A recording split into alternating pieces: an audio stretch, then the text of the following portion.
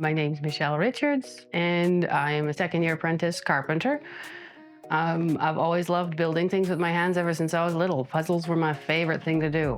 I don't necessarily like making the pieces, but putting it together, absolutely love it. I've learned a lot, and there's even more to learn. I'm kind of excited for third year as well, because we get to delve into concrete and frame and form work, which sounds really interesting because I've never done that before. I've only ever seen it. First year carpentry, I went in thinking, oh, I know a lot about the tools. I maybe knew a fraction of them. There's so many I never thought of. And I got to learn a bunch of new skills that I didn't get to before, which I think is really cool. I also got to meet some really awesome teachers and instructors. Get to meet a lot of cool new people. And what's great about carpentry is there's so many areas. I have a hard time sticking with just one thing. I like to do more than one. I don't like the same thing every day. So retail and warehouse work is all predictable and it gets really boring really fast. So the fact that I can learn framework or form work or building small shelves and cupboards and entryways and doors, I can literally build a house now. And it's all different pieces, which is really cool. And you can even customize it to people's specific needs and wants. It's awesome. I don't have the same thing every day. It's nice. Safety-wise, there's a lot of extra safety that I really didn't take into consideration, even for something as simple as going up a ladder. There's quite a bit of safety rems on there. And as I mentioned before, for communication, if you can't deliver your instructions to help whatever you need to build, I can't build it effectively. So I've been able to learn more about communicating what they need and what tools I need, what they want from me. It all works really well. When you're doing the rough framing, a little bit, you do want it to be the right measurement, but when you're doing the finishing work, like painting a wall or baseboards, that needs like extra precise. So there's some differences.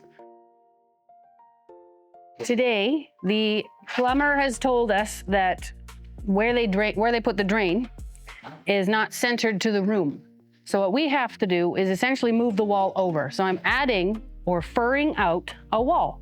So I'm just going to put this, I'm going to build a duplicate and just shift it over 5.5 inches. First year, it was a lot of wandering around, following someone, looking kind of like deer in the headlights, because I didn't know what I was doing. I don't know what they expected or what was going on. So they would show me all kinds of new tools, all new tricks, and I was able to help them better so that I can actually say, hey, here's the to-do list, and then I can just go run with it. Now, there's still a few more new things I'm learning, and I'm more open to asking questions, which all my teachers, all my bosses and my mentors have been awesome and been helping me. They've been helping me with better detail and explaining what they want out of me, allowing me to grow as well. So if they ask me to go do something, I'll say, hey, what else? Is there specifics? Is there an order that you need it done in? And they'll just say, hey, go ahead. And sometimes I'll even have some creative leeway. So they'll say, we need this done, just get it done. So it's not a specific way. I can put my own flair in it and learn something new. All right. I was doing commercial last year for my first year. Now I'm actually in residential. Okay. The difference is night and day. Commercial, I was part of the host crew. So we were managing and micromanaging all of the other crews that were on site, making sure everyone gets along, as well as following safety and getting all of their jobs done as well as ours.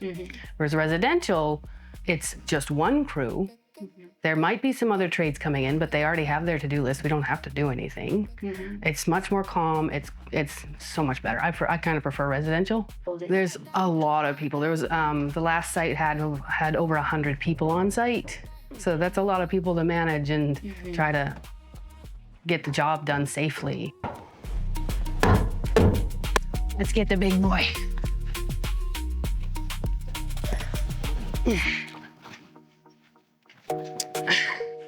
Much easier with this to get it in there.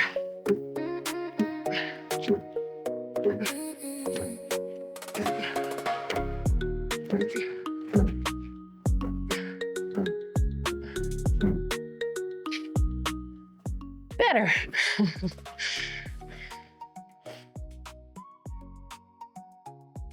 being a woman in trades is a challenge.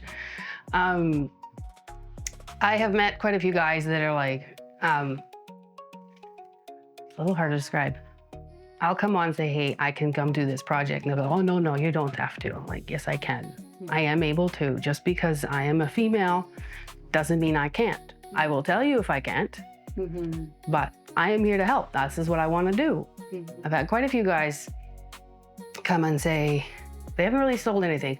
Most of the guys that I actually do interact with are actually quite open. I've been fortunate to have some of the open guys. There are a few of them that I think they just want to kind of, it's called peacocking. They'll stiff up and just kind of show off. Yeah, I shut them down. Yeah. And I've had a couple of the guys that once they got to know me, a couple of guys say that I am a little more hardcore than most of the other guys on site. Yeah. So you kind of can't judge just because I'm a woman. I can still do some of the dirty stuff. If my nails break, whatever, they grow back. Good.